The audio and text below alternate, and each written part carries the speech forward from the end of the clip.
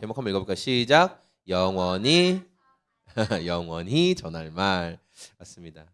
우리 성도들이 뭐 평소에는 잘 하지 않지만 오늘은 1년에 한 번 있는 부활주일, 특별한 주일이기 때문에 우리 옆에 있는 분들과 함께 인사했으면 좋겠습니다. 이렇게 하는 거. 예수님 다시 사셨습니다. 이렇게 하면 원래는 상대방이 참으로 그렇습니다. 원래 이게 인사거든요. 우리 한번 해보세요. 예수님 다시 사셨습니다. 참으로 그렇습니다. 참으로 다시 사셨습니다. 한번 인사해보세요. 가족끼리인데도 이렇게 어색하네요. 그렇죠? 예. 참으로 어색해요. 네. 원래 오늘 저희가 우리 어린이 성도들한테는 이 또 나눠줄 걸 준비했거든요. 이게 뭔지 알죠? 어제 같이 포장했죠? 사실 물론 다 엄마가 다 했죠. 너네 구경만 했죠. 자, 이 달걀 모형 안에 친구들이 좋아하는 간식들이 들어있어요. 그래서 학교 가서 우리 또 로운 성도님은 모든 별로 하나씩 다 나눠주고 싶다고 했잖아요. 그렇죠? 그래서 꼭 다 나눠주시고 로이도 로아도 꼭 나눠주고 싶은 한테 다 나눠주고 친구가 이거 뭐야? 이게 뭔데 주는 거야? 그러면 이렇게 얘기해 주세요. 다시 살아나신 예수님이 너한테 주시는 선물이야. 그냥 그렇게 얘기하면 돼요. 걔가 싫은데? 그럼 딴 사람 줘. 예, 그렇게 해서 선물을 꼭 나눠주셨으면 좋겠어요. 예수님은 누구신가? 우는 자의 위로가 되시고. 찬양을 한번 외워보세요. 우리 예수님은 누군데 물어보면 맞아. 로아가 아는 예수님에 대해서 이야기해 주세요. 알았죠? 우리가 오늘 함께 읽은 말씀 우리 함께 살펴볼 건데 오늘 우리가 함께 읽은 말씀에서는 제자들 그리고 예루살렘에 모여있던 수많은 사람들이 이제는 다 끝났어라는 절망 가운데 휩싸여 있었던 때를 이야기해요. 자, 우리 여기 이미지를 보시면 첫 번째 사진에서는 예수님께서 예루살렘 성에 들어가실 때 많은 사람들이 막 나귀 타고 오시는 예수님을 환호하고 좋아했지만 얼마 지나지 않아서 예수님을 다 저렇게 불법적인 재판을 막 치르면서 예수님을 이제 죽이려는 그런 계획을 세웠어요. 왜냐하면 예수님이 자신들이 가지고 있는 종교 지도자들의 그 기득권이라고 하거든요. 자기들이 누리는 권리를 다 빼앗아갈 것을 알았기 때문에 그래요. 왜냐하면 예수님이 진짜 예루살렘 성전의 주인이시거든요. 종교 지도자들은 가짜였어요. 가짜 포도원 농부들처럼.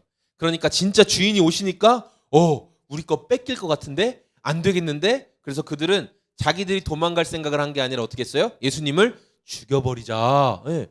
그런 마음을 먹고 불법적인 재판을 막 했어요. 그런데 중요한 건 그때 예수님의 12명의 제자 중에 한 사람이었던 혹시 알고 있어요? 또 베드로가 나오고 가룟 출신 유다 맞아요. 가룟 유다가 맞아요. 근데 베드로도 배신했어요. 맞아요. 근데 결정적으로 가룟신 출신 유다가 내가 예수가 어디 있는 줄 알려주겠습니다. 그러면서 이 은 30을 받고 예수님을 팔아 버렸다라는 거예요. 그래서 예수님은 새벽부터 재판정에 그것도 불법적인 재판정에 이리 끌려다니고 저리 끌려다니고 하시면서 불법적인 재판을 받고 그리고 아주 이른 아침에 막 해가 뜨자마자 그전에는 새벽 시간에 해도 뜨기 전에 재판을 받으시고 이제 막 해가 뜨자마자 빌라도 로마에서 예루살렘의 총독으로 파견받은 빌라도의 법정에서 이제 재판을 받게 됩니다. 종교 지도자들은 이 빌라도의 재판정에 예수님을 끌고 가서 뭐라고 했냐면 이 자는 반드시 죽어야 합니다. 이 자는 정말 악랄한 사람입니다 하면서 예수님을 죽여야 한다고 막 이야기했어요. 그런데 빌라도는 일단 로마의 법에 따라서 재판을 해야 된다 그러면서 재판을 하려고 했죠. 그런데 예수님에 대해서 조사하면 할수록 예수님이 죽일 만한 죄가 없다는 것을 알고 있었어요. 그러니까 자기들 유대인들 사이에서 어떤 종교적인 문제 때문에 그 기득권 때문에 예수님이 지금 이 자리에 서 있는 거지 로마 법은 어떤 법이에요? 이방인의 문화와 종교를 그냥 인정해줬잖아요. 자기 식민지 나라들. 그러니까 종교 문제로는 굳이 죽일 정도는 아닌데 라고 생각을 했어요. 그러니까 이 종교 지도자들이 자기들이 생각대로 뭔가 안 되는 것 같아요. 그래서 사람들을 마구 선동하기 시작합니다. 예수를 빨리 죽여야 된다. 예수를 빨리 죽여야 된다 하면서 분위기를 막 몰아가니까 성난 군중들이 맞아. 예수를 죽여야 돼. 그러면서 막 소리 질렀어요. 로마에서 가장 위험하게 생각한 게 뭐냐면 로마의 평화를 깨트리려고 하는 거, 이거는 그냥 안 넘어간다고 했잖아요. 그러니까 이 상태에서 지금 예루살렘의 명절 기간이라 엄청나게 많은 사람들이 모였는데 여기서 폭동이 일어나면 빌라도는 자기 정치적인 생명을 잃어버리게 되거든요. 그러니까 빌라도는 어쩔 수 없이 예수님이 잘못이 없다는 걸 알면서도 십자가에 못 박아라, 이렇게 사형 선고를 내립니다. 그래서 우리 저 그림에 나오는 것처럼 예수님 발가 벗겨진 상태에서, 이건 이제 저 성화 그림에서 보면은 이렇게 하얀 천으로 팬티 같은 거는 하고 있지만 실제로는 완전히 다 벗겨진 거예요. 저렇게 하얀 천으로 뭐 가리고 이런 거 없어요. 완전 하반신까지 완전 다 빨개 벗겨졌어요. 예수님 완전 부끄러움. 그런 상태로 예수님께서 십자가에 달리시죠. 예수님의 곁에는 예수님의 막 11 제자들이 남아 있었느냐? 그렇지 않았어요. 예수님의 곁에는 여성 제자들, 예수님의 어머니와 또 여성 제자들이 곁을 지키고 있었고, 그리고 사도 요한만 거기에 남아 있었어요. 이제 예수님이 오후 3시경 돌아가시고 난 뒤에 아리마대 사람 요셉이라는 사람, 이 사람은 공회 의원이었지만 그들이 종교 지도자들이었지만 그들이 내린 결정에 찬성하지 않은 사람이에요. 아리마대 사람 요셉의 무덤에 예수님이 새 무덤에 장사가 되셨어요. 그리고 여기 그림에 나오는 거, 마지막 그림에 나오는 것처럼 예수님의 무덤은 돌 무덤으로 안에 넣어놓고 커다란 돌로 입구를 막아놓고 여기 무슨 도장 같은 줄이 딱 찍혀 있죠. 빨간 걸로 도장 꾹꾹 찍혀 있죠. 저런 식으로 로마 총독의 이름으로 그 이렇게 뭐 밀랍 같은 걸 녹여서 도장을 꽝꽝 찍어놨어요. 그래서 저 줄을 떼버리면, 문을 열려면 저걸 떼야 되잖아요. 저기에 가까이 가거나 저걸 떼버리면 죽는다. 총독의 명으로. 그리고 거기에는 로마 군사들이 지키고 있었다라는 거예요. 이제 모든 것이 다 끝났어요. 장례 지나면 끝나잖아요. 죽은 거예요. 다 끝났다고 생각했어요.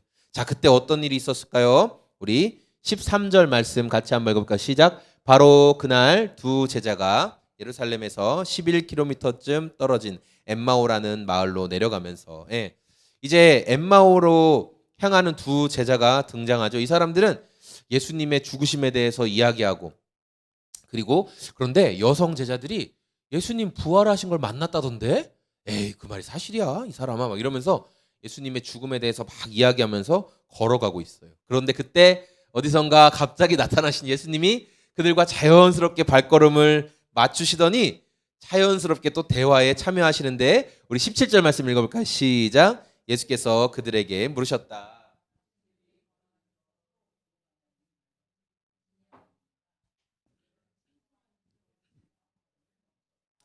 엠마오로 향하고 있던 두 제자들은 자신들의 대화에 참여한 사람에게 이제 무슨 말을 하고 있었는지 대답을 해줘요. 그리고 예수님한테 어떤 표정을 지었냐면, 아니 예수라는 한 사람의 죽음으로 인해서 온 예루살렘이 떠들썩한데 당신 오는 길을 보아하니 우리처럼 예루살렘에서 온 것 같은데, 명절 끝나고 이제 예루살렘에서 오는 것 같은데, 아니 어떻게 당신은 그 소식을 몰라요? 우리는 다 아는데, 이렇게 이제 이야기를 했던 거죠. 그러니까 이 두 제자는 이분이 예수님인지 전혀 모르는 거예요. 예수님을 실제로 봤던 제자들인데도 불구하고 예수님인 줄 전혀 알아채지 못하고 있어요. 그래서 18절 말씀에 보면은 이 제자 중에 한 사람이 글로바다 이렇게 써있죠. 글로바라는 제자였다. 그러니까 누가가 이 사람의 이름을 글로바라고 기록하면서 이건 진짜 있었던 일이야. 그러니까 그 현장에 이로운이라는 사람이 있었어, 이렇게 말하는 것처럼, 실제로 존재하는 인물이잖아요. 그런 것처럼 글로바라는 제자의 이름을 넣어서 이 일이, 그들이 엠마오로 가는 길에서 예수님과 대화했던 일이 진짜였다라는 것을 기록하기 위해 이렇게 남겨놨던 거예요. 그런데 예수님은 마치 아무것도 모르시는 것처럼 글로바와 또 다른 제자에게, 아니 도대체 예루살렘에서 무슨 일이 있었기에 당신들 이렇게 표정이 어두워요 하면서 자꾸만 물어보시는 거예요. 우리 19절 말씀도 같이 한번 읽어볼까요? 시작. 예수께서 그들에게 물으셨다. 무슨 일입니까? 그들이 그에게 말하였다. 나사렛 예수에 관한 일입니다. 그는 하나님과 모든 백성 앞에서 행동과 말씀에 힘이 있는 예언자였습니다. 그러니까 두 사람은 예루살렘에서 그간 어떤 일이 있었는지를 막 설명을 해줘요.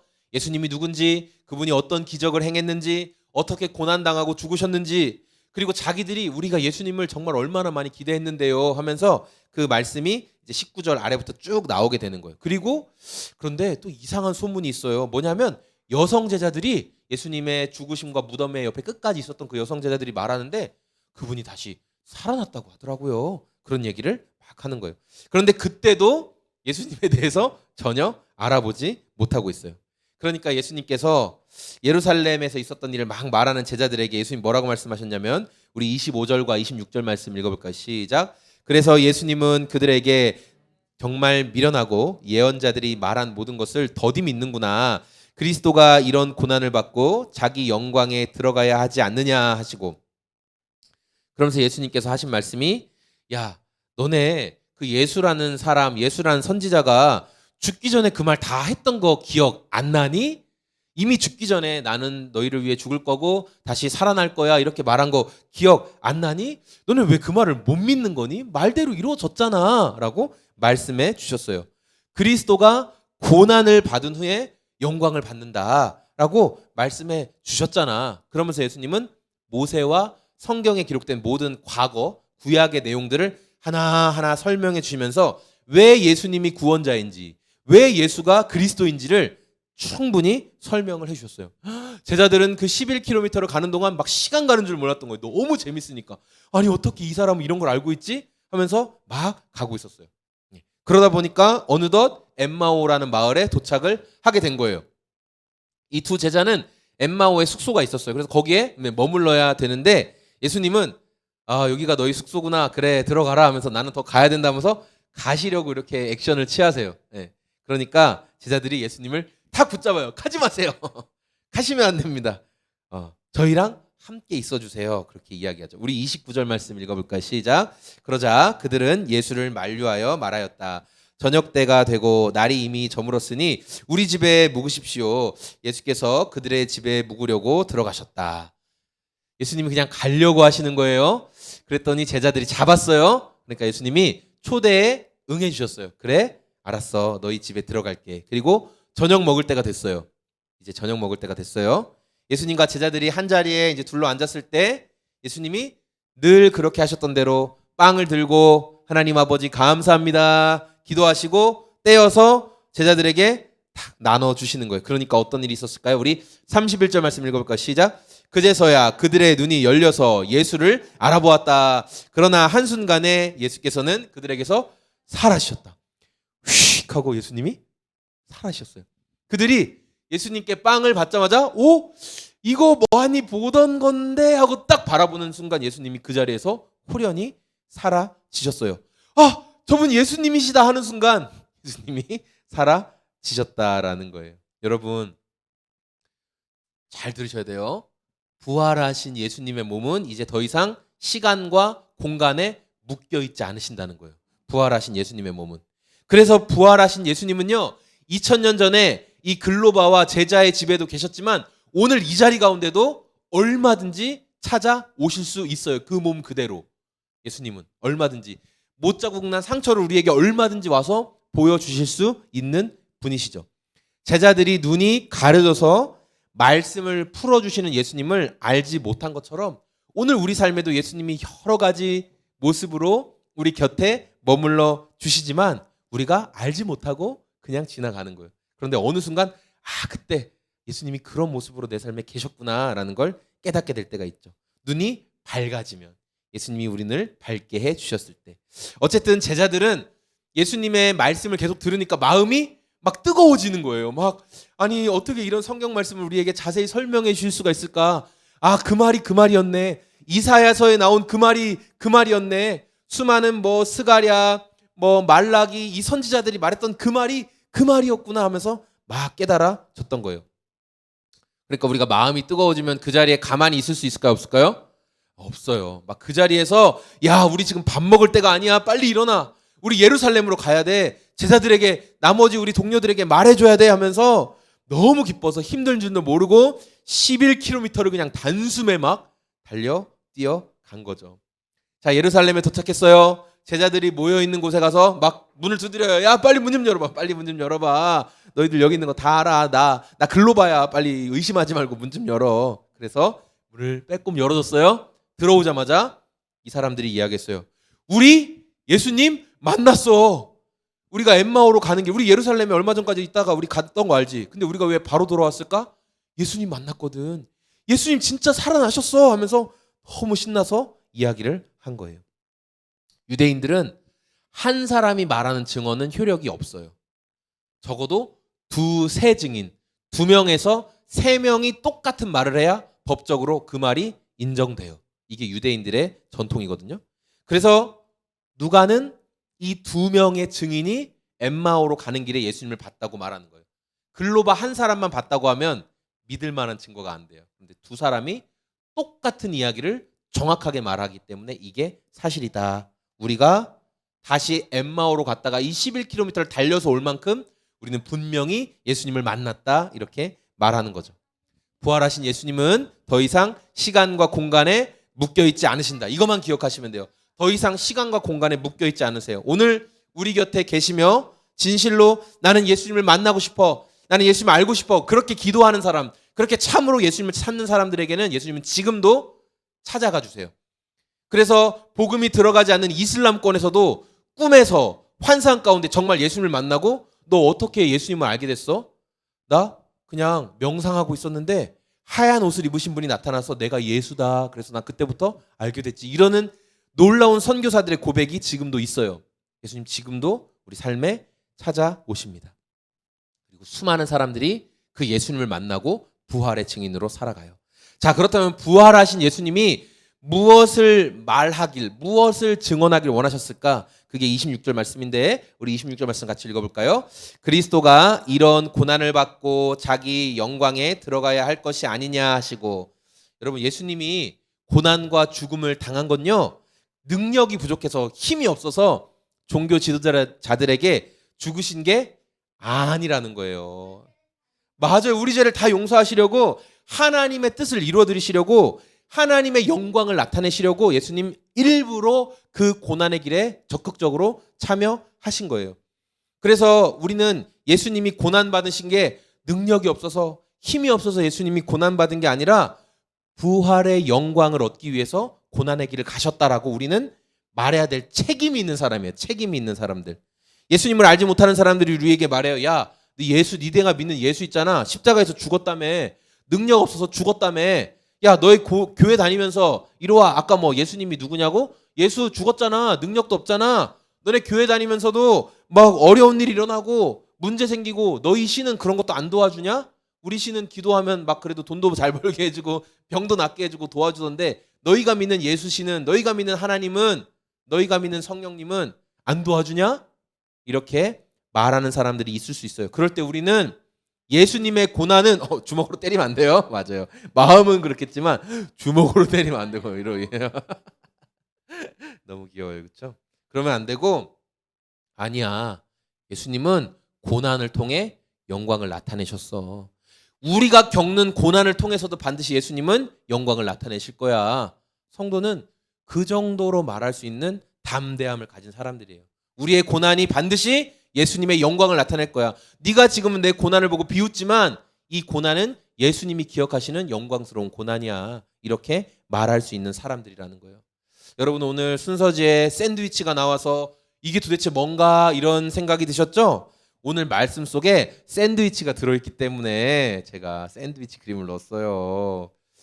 안 믿어지시죠? 아니, 무슨 성경 말씀에 샌드위치가 나와요? 우리 로운 성도님이 가장 궁금해했어요. 그러면서 아빠, 이 그림이 있는 이유가 뭐죠? 그래서 제가 가만히 있으니까 로운이가 아빠, 다 이유가 있는 거죠? 이렇게 얘기했어요. 아주 믿음이 좋아요. 자, 여러분, 샌드위치를 만들려면 가장 먼저 빵이 필요하죠?